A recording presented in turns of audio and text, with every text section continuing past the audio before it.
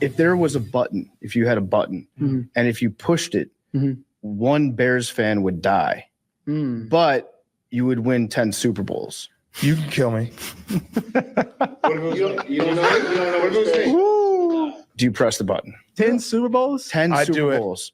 I feel like most Bears fans would be like, I'll throw my I'd name press in the hat. button for You you. think they sacrifice? Yeah, Wow. That's love. it is love. So do you press the button? I like that. I would press the button. 10 Super Bowls. That's That's a lot of Super Bowls. Yeah. Well, Caleb, thank you so much. Oh, awesome. Appreciate you. I wanted to say I love you, but that would be weird because we just met. No, it's all good. All right. I love Much you. love. I love Yeah, you. much All love. right. Yeah. Appreciate it. Thanks for having me. Barstool Big Cat, host of Pardon My Take, and voluminous tweeter at Barstool Big Cat. It's time for his weekly conversation with Waddle and Sylvie on ESPN 1000. It's right. Who would have thought that there would be a bigger cat than Big Cat Williams one day inside Hallis Hall? That Barstool Big Cat would take the reins at Hallis Hall and have a starring role in HBO's Hard Knocks with PFT. Good stuff there from Pardon My Take with Caleb Williams. What a martyr, too. What a martyr. Oh, yeah. Look, he's going to take one for the team. And we're good for 10 Super Bowls. We just got to figure out when he's gone. And then, have a celebration of Barstool Big Cat's life. Maybe we'll do that before he goes. It will be a true celebration of life. Barstool Big Cat brought to you by Stella Blue Coffee. Get yours at StellaBlueCoffee.com. And a portion of the proceeds goes to Pause Chicago. When can we do the celebration of life before you go? Whenever you want. Listen, I would do that. We were talking that hypothetical after. I'd do it either way. Like we were saying that if you get to see all 10 Super Bowls, but no one knows that your death at the end of the 10th Super Bowl was responsible, or you get to see none of them, but everyone does know that it was your death that caused it. All the 10 Super Bowls. You pick. I'll take either one. Build a statue. You want to watch this? Yeah, I mean, I want to watch the Super Bowls, but the way to do the hypothetical would be you get the 10 Super Bowls, but no one ever gets to give you the props, the credit, or you get to watch none of the Super Bowls, but you get all the credit. Well, who wants you live forever? You don't need the credit. You just watch 10 Super Bowls. I'd agree, but the credit, you live forever. Is what's the old saying? You don't die until the last person utters your name. No one ever would be uttering my name forever. 3 years later, we forget about you. Well, no, there would be every year you'd win one and be like, "Thank you." There would be a statue out front of the new building, wherever that building's going to be, and it would be Kevin just Ward's working on it. It would be it would be a picture of Caleb hitting the button, and then a picture of a Big Cat being buried.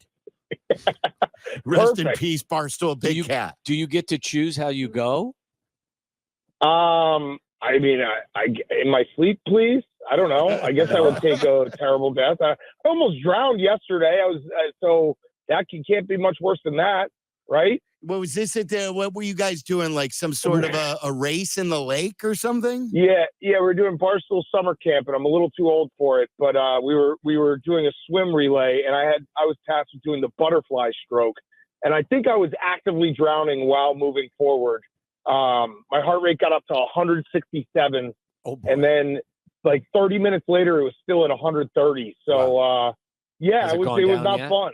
Where's it at now? No, it's gone down a little. I'm so sore. I think I'm the sorest man alive today. So it was, it's a young man's game, and I'm still out there competing. You know who you reminded me of when you were running on the deck, running into the lake? Then you jumped into the lake.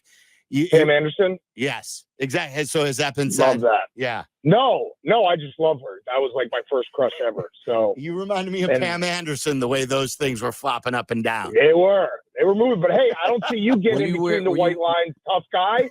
I don't see you competing. I didn't see it. Were you wearing a 2-piece or a 1-piece? No, I was just I had to run a portion of the race without my shirt on, and I was moving, and things were moving. They were moving, Waddle. You got to see this. Yeah. Things were moving, but again, man Show in the me arena. in slow motion. I want to see it in slow motion. Yeah, someone's got to put that out there. Just the side by side with him and Pamela Anderson running in slow motion. Someone's got to do that, please. Listen, What if you was put that? if you put me in the same sentence as Pamela Anderson, like she's the GOAT. So Yeah, the goat. that's incredible. Yeah. You haven't been hanging out with Tommy Lee, have you? No, but I did watch that video a lot as a kid. He's got a piece. You could steer the boat with that yeah, thing. absolutely. Yeah, no, he did steer the boat with Yes. that thing. Yes. Yeah. Yeah, you're familiar with the video, you pervert. Yeah, they did a whole documentary on Makes that me recently, perfect. too. It makes me an Oh, that's American. how you saw it, the documentary? Sure. Yeah. We sure. didn't know anything about Yeah. it. Makes me an American. I saw the video. All right, wait, back to Hallis. Okay, so Yeah. you'd given us this this sneak peek that you were having a conversation with Caleb Williams. When you got into the building, did you know that you were going to have this feature role on Hard Knocks? No idea. So we got in. First of all, I thought it was. Even when I was walking in, I thought it was a trap. I thought I was going to be like abducted. And Kevin Warren and the McCaskies were like, "We got him. I can't believe he fell for this." But no, everyone was so nice at Hallis Hall. It was incredible to be able to be there, see some of the camp, and so we showed up, and we were getting ready to set up, and then the Hard Knocks guys who were fans of ours showed up, and they were like, "Hey, can we, get into your sound, and we might use some of the audio on the episode." And we're like, "Yeah, of course." And we thought maybe they would use like a little clip or something. And then a day later, they asked if they could get our full video. So we're like, all right, well, now they're clearly going to use it. And it was incredible. I mean, it was awesome to be featured on Hard Knocks like that. And the Caleb interview was so much fun. I walked away. I think I said on the ride back to Chicago, I just kept on saying I'm in love with him. I love him over and over. So it was a perfect day. It was a lot of fun. See, that was my conspiracy theory. I said this to the guys because, my antenna went up last week when we talked to you, Big Cat, and you told us that Hard Knocks got back on track. And Waddle and I and everyone here pretty much at the station were unanimous that we thought episode 2 was even worse than episode 1. But the reason why you think that episode 2 was back on track was because you knew you were going to be in episode 3. No, I don't care. When it stinks, it stinks. What do I care? It's not it's HBO. HBO's never going to put me on a show. They're like, what do I care? I thought it was a better episode week 2 because they didn't show a bunch of incompletions from Caleb. That's how I'm judging all of Hard Knocks. Are you showing good plays from Caleb or not? It's so simple. It's basically a binary test every single week. Right. This week was the best episode. Did I happen to be in it? Yes. Do I think that had something to do with it being the best episode? Maybe that's for you to decide. But most importantly, they showed some awesome plays from Caleb. Yeah. By the way, I've told you before, I love that hat that you wear.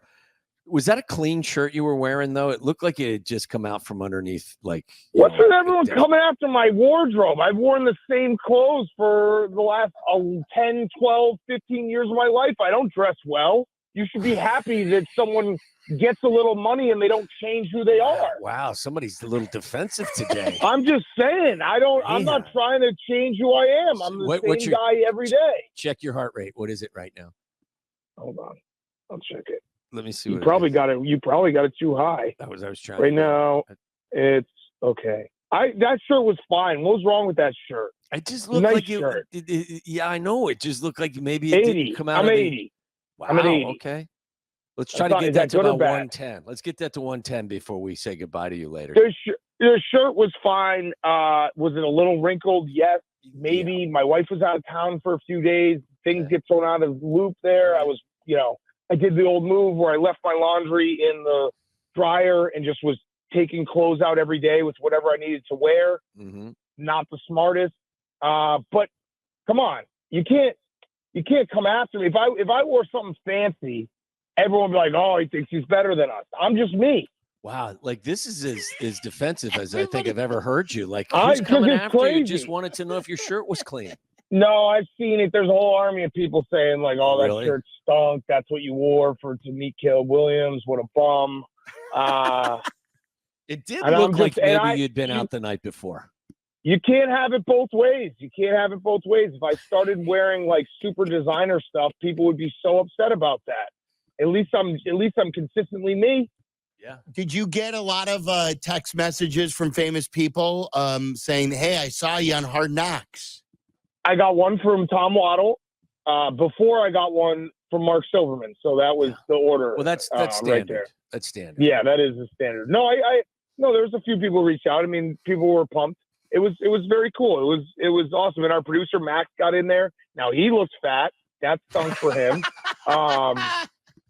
But yeah, the whole thing. I also am happy that we were included in the episode and not just the clip where I said that Caleb Williams looked like Patrick Mahomes, because I didn't really want that to just be, I think I'm trying to keep my hype down a little bit. But I mean, that game on Saturday those throws were insane. What were you thinking after the first 3 series, though?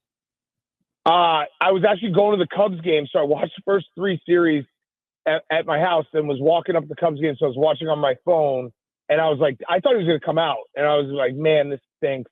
Listen, it's preseason. You know how you judge preseason. If you punt 3 times in a row, preseason doesn't matter. But then the minute he made the incredible throw to Roma Dunze, I was like, this is basically a regular season game. Is he playing against the 2s and 3s?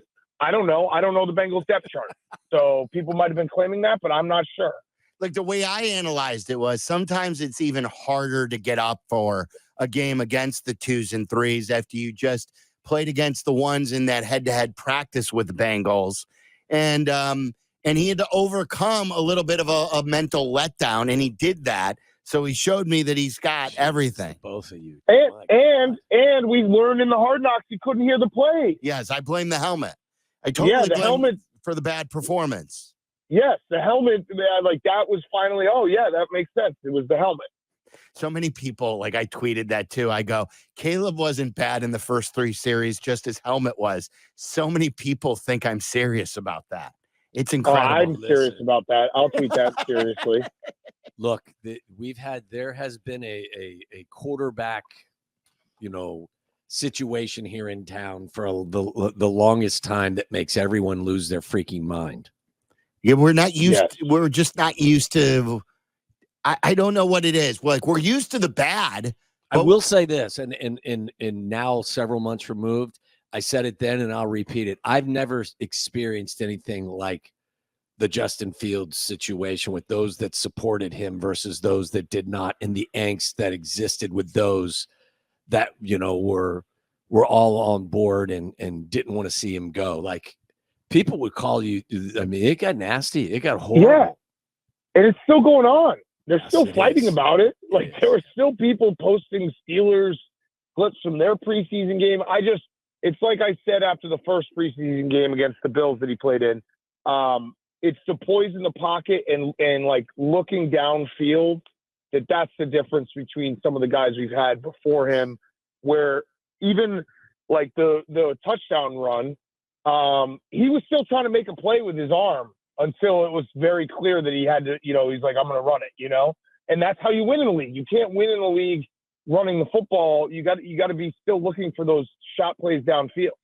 Yes, you scramble to throw. You you scramble in most instances to find a spot to throw the football, and if all else fails, then you run.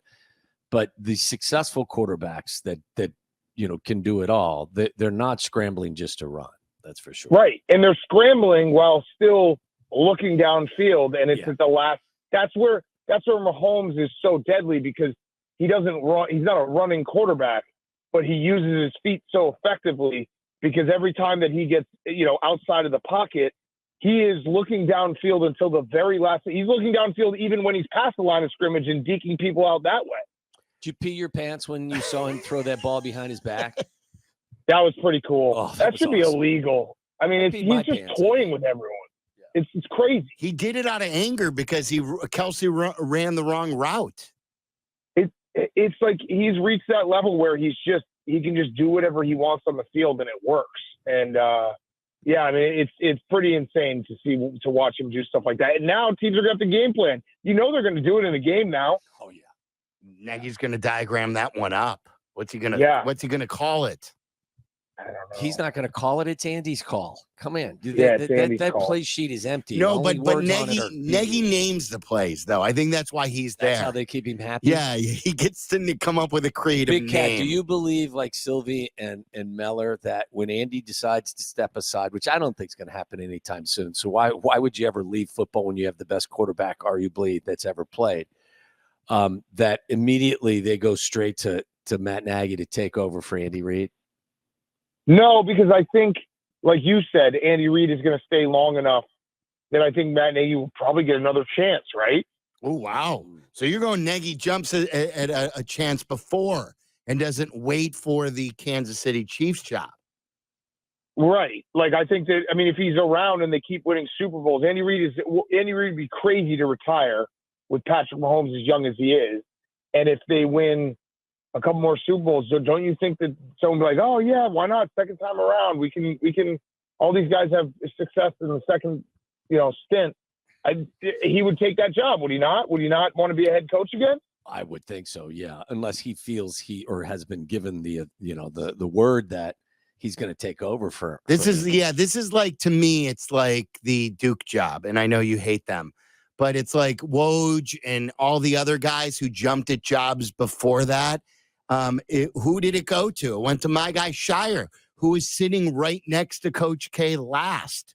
I think the guy who he trusts at the end is the guy who's going to get it. So don't jump at the first opportunity you get. And if Mahomes likes Nagy, I don't think Nagy can coach. I just think Mahomes likes him. So I think they like him enough where he's going to get the job and it's a more seamless transition.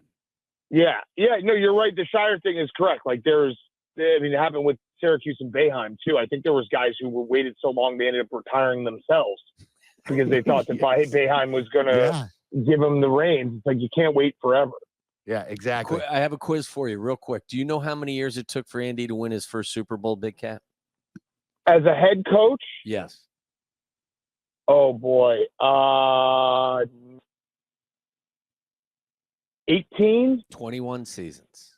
Oh, 21. It was a good guess, though. That was very good. I can't remember when he was I couldn't remember if he was the Eagles coach in, was it 99?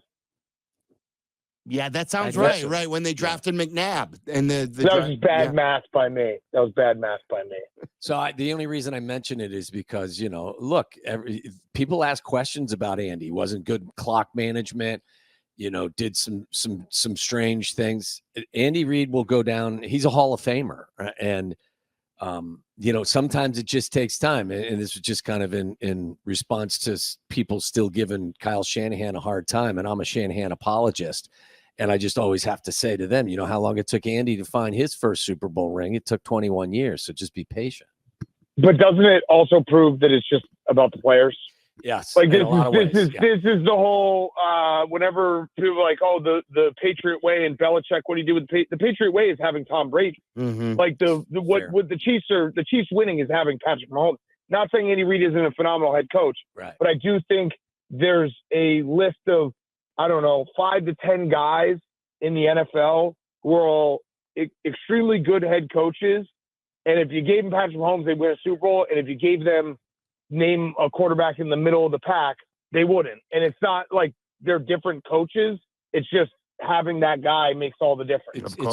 It's such a good point because as Sylvia and I, we always talk about, like, look at what they did with Alex Smith. Like Alex Smith was had a great touchdown interception ratio, was a Pro Bowler, and they got to the postseason, but they couldn't get over the hump. And Andy was very instrumental in helping him get to be the player he was. But then Patrick Mahomes takes over and you go to the next level. Right. And it's like Kyle Shanahan with Jimmy G. Jimmy G went to a Super Bowl. He was a missed pass away from winning a Super Bowl. So it's not Kyle Shanahan's a bad coach. Kyle Shanahan just he has not had the opportunity to coach a top 3 quarterback in the NFL. All right. Before we let you go, what are your plans for the college football weekend? I'm actually going to Saratoga. Are you actually, Waddle? If you want to come with me, we got an extra spot. Ooh. You want to come? Ooh. I would love to. I love the invitation. My daughter is going to give birth either sometime between now and Tuesday because she goes in. If she hasn't, she's going in to be induced on Tuesday. And I So can't not be. Saturday. I So can't. Saturday's open. Yeah, is this a PJ invite? It is. Come on, you got to go, Waddle. I can't. My What do you daughter's going to mean? give birth. It's not your wife, it's your daughter. What a good grandpa. Yeah, I didn't even know. I didn't even know he was going to be a grandfather until I was at House Hall. He told me. You get back in time. Yeah, so I'm going to Saratoga. So I mean, week Look at 0. As much as I love week 0 because it's real football, it's not real. Like there's one game that next week is really when we hunker down and we spend the entire Saturday in front of the TV. Yeah. Are you done with the video game playing yet? Nope. I still got a few left. I'm trapped in a torture chamber of my own making. It's hell on earth. I just go, I sit on the couch, I lose at a video game while like 20,000 people just bully me relentlessly. And I can't get out of it. And it's just, I dread it. I've made this house for myself and I got a few left. I'm going to try to win a natty again this week.